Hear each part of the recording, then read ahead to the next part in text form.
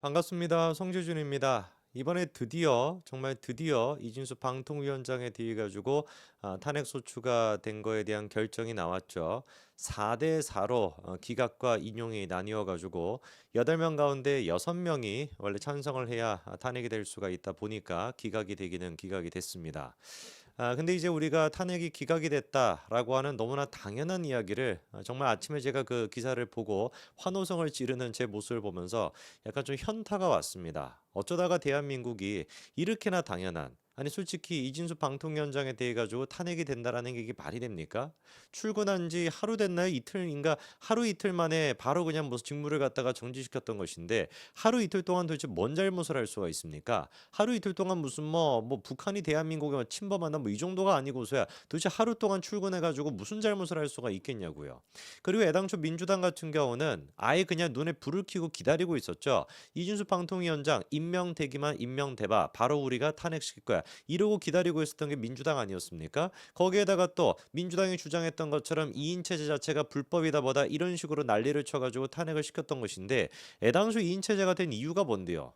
민주당 쪽에서 국회 쪽에서 이 방통위원 자체를 추천을 안 했기 때문에 의도적으로 방통위를 마비시켜 놓겠다라고 하는 목적을 가지고 왜 방통위가 마비가 돼 있으면 정상이 비정상이 되는 것이고 비정상이 정상적으로 됐었을 때 제일 날뛰는 데가 어디니까 MBC 한겨레 경향 JTBC 이런 데니까 그런 어떤 상황을 만들기 위해 가지고 의도적으로 방통위를 마비시켜 놨던 거 아닙니까? 그래 가지고 추천 안 해 가지고 2인 체제가 유지가 됐던 것인데 이제 와 가지고 우리가 추천을 안 했던 것은 누구를 추천하든지 간에 윤석열 대통령이 반대할 거니까 이런 개빡다기 같은 이런 얘기를 하면은 도대체 이거를 받아들여야 됩니까? 말아야 됩니까? 당장에 그래서 이진수 방통위원장의 탄핵 소추안은 기각과 인용이냐 이것도 아니고 각하를 시켰어야 된다라고 하는 평가가 지배적이었는데 막상 뚜껑을 지금 열고 나니까 어떻게 된 거예요? 4대 4로 인용과 기각이 나뉘었다라는 겁니다. 저는 진짜 깜짝 놀랐어요. 무려 탄핵 소추안이 지금 통과가 된 지 174일 만에 이런 식의 결과가 나왔습니다. 이미 여러분들 도사니까 아시겠습니다만 우리가 사실 뭐 헌재 갈 일이 없음에도 불구하고 이런 걸 아는 게 또 코미디죠. 원래 헌재 같은 경우는 며칠 안에 결정을 내려야 됩니까? 6개월. 그러니까 180일 내에 결과를 내야 된단 말이에요. 근데 174일이 걸렸다라는 얘기입니다. 이게 방증하는 게 뭐겠어요? 최대한 시간을 끌고 끌어가지고 174일을 만들어냈다라는 거 아닙니까? 아니 2인 체제가 법률상 위반이 됩니까? 위반이 안 됩니까? 이거 한 가지만 판단하는 거 아니에요? 이진수 위원장이 무슨 뭐 사람을 뭐 해치기를 했습니까? 방통위원으로서 무슨 뭐 방통위원장으로서 뭐 뭘 했습니까? 아무것도 할 수가 없었잖아요. 하루밖에 출근을 안 했는데 2인 체제가 합법이냐 불법이냐 요거 딱 한 가지만 판단하면 되는데 그게 왜 도대체 6개월이나 걸려야 되냐고요. 제가 법률적인 자격이 조금만 있었다라고 한다면 뭐 하루아침에 끝내버리지 않았겠습니까? 뭐하러 이거를 갖다가 6개월 가까이는 시간을 끄냐고요. 이것 자체도 엉망진창이고 그렇게 시간을 끌었다라고 한다면 아예 문영배 재판관이 처음부터 뭐라고 얘기했었습니까? 여러분 다 기억나시죠? 정청래 불러다가 놓고 방금 제가 얘기 드렸던 그 논리를 문영배 재판관이 똑같이 정청래한테 지적을 했었거든요. 국회는 도대체 지금 뭐 하시는 거냐? 정치적인 얘기 이런 것들을 떠나가지고 국회 측에서는 왜 도대체 이 방통위원을 갖다가 추천을 안 하시는 거냐? 이렇게 지적했던 사람이 문영배 재판관 아니었습니까? 그래서 정청래가 꿀먹은 막 벙어리 되고 아무 소리나 막 짓거렸다가 아이 그런 얘기 우리가 지금 하는 것이 아니라 정치적인 얘기를 하는 것이 아니라 정치를 떠나가지고 국회가 국회법에 따라가지고 해야 되는 역할이 있는데 그거 제대로 못하신 거 아닙니까? 이렇게 꾸짖었던 게 문영배 재판관이잖아요. 그래서 제가 지난번에 몇 번이나 이진수 위원장에 대해서 영상을 찍을 때도 야 문재인 정부 당시에 임명이 된 사람에도 불구하고 저렇게나 소신이 있구나 진짜 멋지다 이렇게 제가 말씀드렸던 거 기억하실 겁니다. 이것뿐만이었습니까? 헌법재판관 문제에 대해서도 문영배 재판관이 똑같이 정천을 앉혀다 놓고 아니 헌재까지도 지금 마비를 시키시겠다라는 거예요? 헌재에 대해 가지고 왜 이거를 갖다가 이런 식으로 마비를 시킵니까? 헌법재판관이 임명하는 게 국회 역할 아닙니까? 이렇게 따져 물었던 게 문영배 재판관이잖아요. 그래서 그때 온통 유튜브에도 뭐 SBS나 이런 데서 언론사들이 편집을 할 때도 문영배 재판관 놓고 정청래 놓고 막 꾸짖는 듯한 그런 식의 애니메이션 같은 거 넣어가지고 영상 올라오고 그러지 않았습니까? 그런데 이번에 뚜껑을 열어보니까 정작 문영배 재판관이 어떤 결정을 내렸어요? 인용해야 된다. 이진수 탄핵시켜야 된다. 이런 결정을 이게 뭐 하는 짓거리인지 모르겠습니다. 자기가 지금까지 해왔던 얘기, 자기가 그렇게나 민주당이 정치적인 모습을 보여주고 있다. 이거는 지금 정치의 문제가 아니라 법의 문제가 되는 것이기 때문에 그런 식으로 하면 안 된다라고 몇 번이나 꾸짖었던 게 본인이잖아요. 그래 놓고서는 이제 와가지고 이진수 위원장을 탄핵시켜야 된다라고 인용을 합니까? 그 사유도 들어봤을 때 기가 막힙니다. 사유가 뭐냐?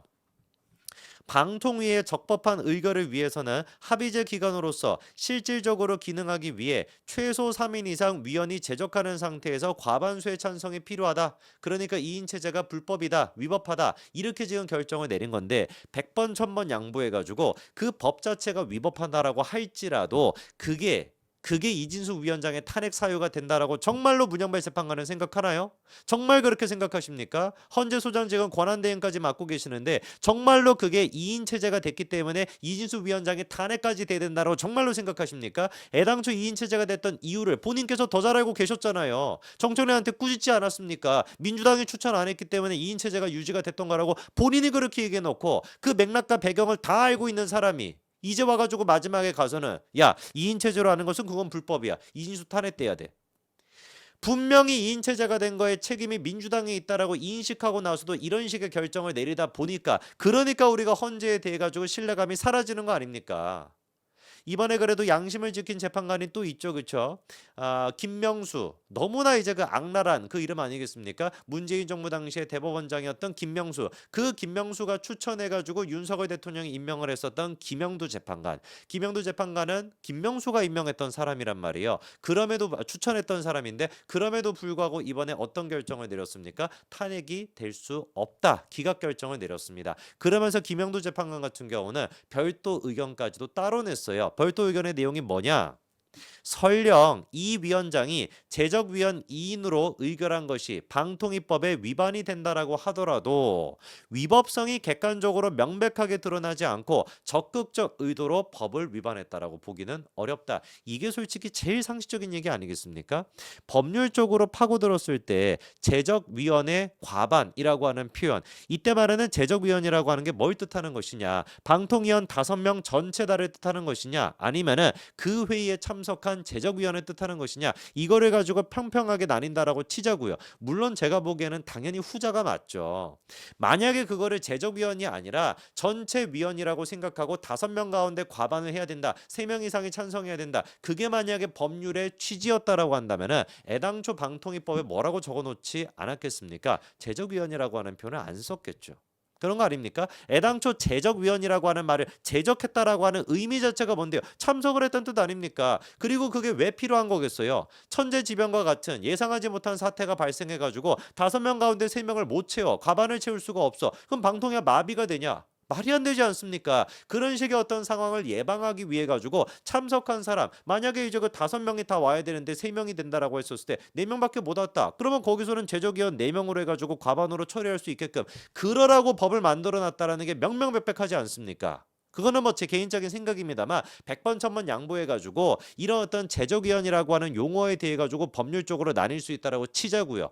그런데 그게 이진수 위원장, 하루 근무했던 이진수 위원장을 탄핵할 만한 사유가 되냐 이겁니다. 그러니까 그 김명수가 추천한 김영두 재판관조차도 뭐라고 지금 얘기하는 거예요? 위법성이 객관적으로 명백하게 드러나지 않고 적극적 의도로 법을 위반했다라고 보기가 어렵다. 그래서 탄핵을 기각시켰던 겁니다. 제가 진짜로 걱정이 되는 게 뭐냐면 사실상 지금 8인 체제를 통해 가지고 윤석열 대통령에 대한 탄핵 여부까지 결정짓지 않겠습니까? 이진수 위원장의 탄핵안 같이 이렇게나 명명백백하게 100% 기각이 나와야 되는 사안조차도 4대 4로 나뉘고 벌써부터 문영배가 됐거나 이런 식의 통수를 치는 모습을 보여준다라고 한다면 과연 윤석열 대통령에 대한 탄핵에서는 무슨 모습을 보일까 벌써부터 걱정이 된다라는 겁니다. 6명만 찬성을 하게 된다면 대통령이 탄핵이 되게 됩니다. 이번에 이진숙에 대해 가지고 기각 결정을 내렸던 4명 가운데 2명만 윤석열 대통령에 대해 가지고 탄핵을 인용하게 된다면 탄핵이 되게 되는 것인데 정말 제가 걱정이 됩니다. 국민의힘은 이 헌재에 치우친 모습에 대해 가지고 마구잡이로 그냥 비판하는 것이 아니라 법리에 입각해 가지고 법리적으로 비판할 수 있어야 될 겁니다. 참으로 진짜 개탄스럽네요. 재판관조차도 헌재 소장을 권한대행하고 있는 사람조차도 이렇게 통수를 치다니 기가 막힙니다. 여기까지 말씀드리겠습니다. 감사합니다.